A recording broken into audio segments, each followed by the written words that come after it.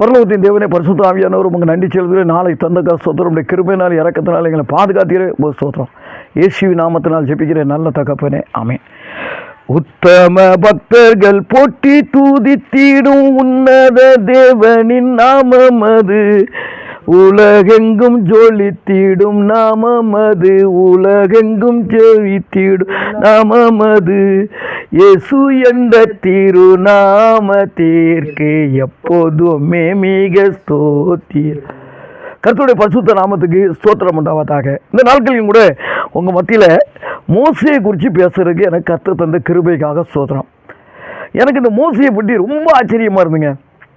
மோசைக்கு எல்லாருமே சும்மா ஊழியத்துக்கு போன்னு சொன்னாக்கி யாருமே இப்போ ஊழியத்துக்கு போகும்போது 40 நாள் உபவாசம் இருந்து போனவங்களே கிடையாது. ஊழியம் சொன்னால் ஒன்றை நினைச்சாங்க, இவங்க பைபிள் காலேஜ் படிக்கணும் போய் போயிடுறாங்க. 4 வருஷம் நாசம் பண்ணிடுறேன். 1 வருஷம் இல்லை, 2 வருஷம் இல்லை, 4 வருஷம் 40,000 பேருக்கு சுவிசேஷம் சொல்லிடலாம். 4 வருஷத்தை வேஸ்ட் பண்ணிடுறாங்க. அங்கே என்ன இருக்குதுங்க பைபிள் காலேஜ்? ஒரு இளவும் கிடையாது. அங்கே என்ன இருக்குன்னு நினைக்கிங்க நீங்கள்? ஒன்றுமே கிடையாது.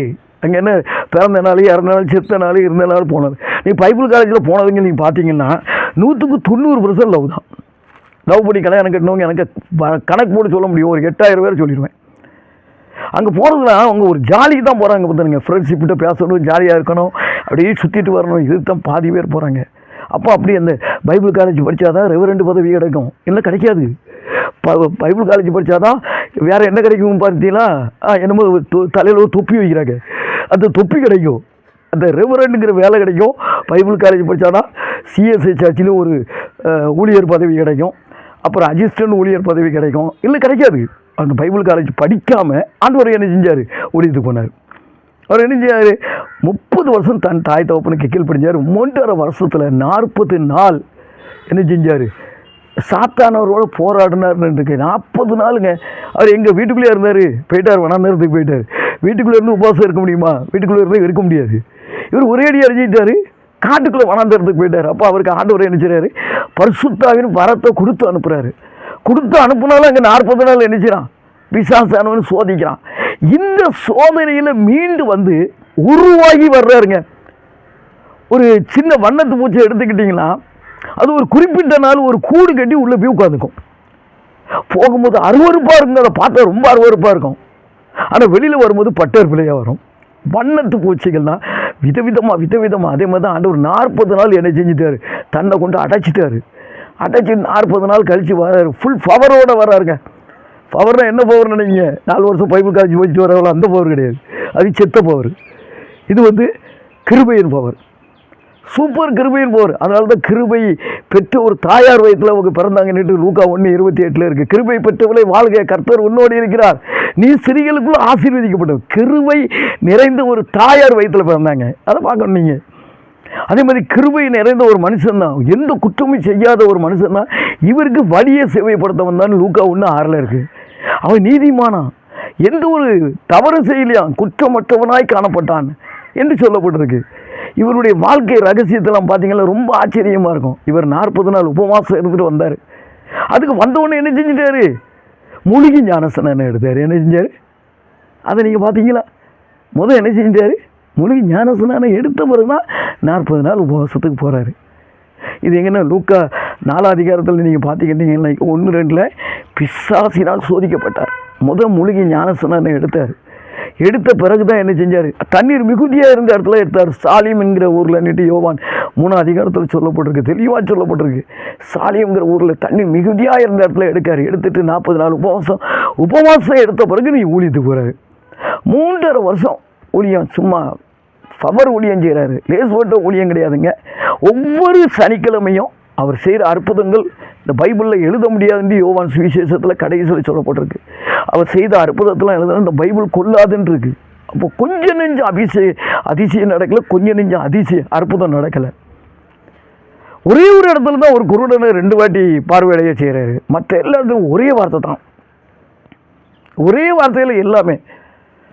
என்னத்தை பார்த்தாலும் கடலை பார்த்து ஒரே வார்த்தை தான் சொல்கிறாரு. அப்படியே நின்று போது எல்லாமே பார்த்தீங்களா ஒரே வார்த்தை தான். அவ்வளோ பவர் கொடுத்துருக்கிறார் ஆண்டவர் அவருக்கு, ஃபுல் பவர். அப்போ அந்த 40 நாள் உபவாசம் இருந்து நீங்கள் ஊழியத்துக்கு போய் பாருங்கள். உங்கள் சபை நிரம்பல்னா சொல்லுங்கள். அது சொல்லப்பட்டிருக்கு அப்போஸ்தலர் 11:24. அவன் நல்லவனும் பரிசுத்த ஆவியில் நிறைந்தவனுமாய் இருந்தால் அநேக ஜனங்கள் சபையில் சேர்க்கப்பட்டார்கள். இன்னைக்கு ஆத்துமாக்களை நீங்கள் தேடி போகணுங்கிற அவசியம் இல்லையா? உட்கார்ந்த இடத்துல வந்து சிங்கம் உட்காத்துல இடத்துல கத்துமா, கத்தணுன்னு வாயில் வந்து இறவுமா? நம்ம ராஜா கத்துறாரு, எங்கேருந்து கத்துற சத்தம் கேட்காம அங்கேயும் எங்கேயும் ஓடுமா, உட்கார்ந்த இடத்துல டப்புக்குன்னு பிடிச்சிக்கும். அதான் அந்த படத்தில் காட்டுறாங்க, ஓடி போய் பிடிக்கிற மாதிரி காட்டுறாங்க. புரியுதுங்களா? உட்காத்துல இருந்து கத்தும் போது எங்கே இருக்க நல்லா பாருங்கள். அந்த கச்சித்து கதறிட்டு ஏசாயா 31:4 அந்த வார்த்தை இருக்குது. அது உட்கார்ந்த இடத்துல இருந்து கச்சித்து கதறுமா. அப்போ அந்த இறைகள் வந்து தங்களுக்கு கிடைக்குது. இந்த வேதாகமத்தில் தெளிவாக சொல்லப்பட்டிருக்கு பார்த்துனுங்க. நீங்கள் என்ன செய்யணும்? உட்கார்ந்த இடத்துல இருந்து முதல் பைபிள் படித்து ஜோமுனுங்க. ஒரு நாளைக்கு விடிய கால 12 மணிக்கு ஒரு 2 அதிகாரம் படிங்க. அவர் ராத்திரி இருட்டோடு எழுந்து போய் ஜோம் பண்ணாருன்னு தான் மார்க் 1:35 இருக்குது. அவர் இருட்டுக்குள்ளே போனார். நீ இருட்டுக்குள்ளே தூங்கிட்டு இருக்கியே, காலையில் 8 மணி வரைக்கும் ஊழியத்துக்கு போகிறது இல்லையே. அப்போ எரேமியா 48:10 சொல்லுது, கர்த்தருடைய ஊழியம் அசதியாக செய்கிறவன் சபிக்கப்பட்டவனுக்கு. நீ சபிக்கப்பட்டவனாக தானே இருக்க. எங்கே நீ ஆசீர்வதிக்கப்பட்டவனாக இருக்க? காலைல 9 மணி 10 மணி வரைக்கும் தூங்கிட்டு ஊழியத்துக்கு ஒரு ஆளுக்கு ஒரு சத்தியம் சொல்கிறியா? ஒரு சுவிசேஷம் சொல்றியா? ஒரு ஆளுக்கு ஒரு நாள் சொல்கிறியா? உனக்கு கர்த்தர் செய்த நன்மையை சங்கீதம் 96:2 சொல்லுது, தியானமும் சொல்லணும்னு இருக்குது. நம்ம சொல்கிறோமா? ஒரு ஆத்துமாவுக்கு சொல்லணும்னு யோசிங்க. அவன் தான் பக்கத்து வீட்டில் பேசுறது இல்லையே, இப்போ எங்கே போய் சொல்ல, எதிர் வீட்டில் பேசுறது இல்லை. எங்கே பார்த்தாலும் சண்டை தான். எங்கே பார்த்தாலும் எங்கே சொல்ல முடியும்? குடும்பத்துக்குள்ளே சண்டை, குடும்பத்துக்குள்ளே பிரிவினை. இப்போ நீ ஒரு நாள் சண்டை போட்டாலும் ஒரு நிமிஷத்தில் சேர்ந்து கொண்டு பைபிள் சொல்லுது. சூரியன் மறைகிறதுக்குள்ளே நீ சேர்ந்தாகணும். இன்றைக்கி யாராவது சேரணுமா? அடுத்தவங்க சுவிசேஷம் சொல்கிறோம், அடுத்தவங்க சத்தியத்தை சொல்கிறோம். இன்றைக்கி நாம் எப்படி இருக்கோம்? இந்த மோசையை பார்த்தீங்கன்னா ரொம்ப ஆச்சரியம் பார்த்துனுங்க. மோசைக்கு எத்தனை நாள் உருவாக்குறாரு? 40 வருஷங்க.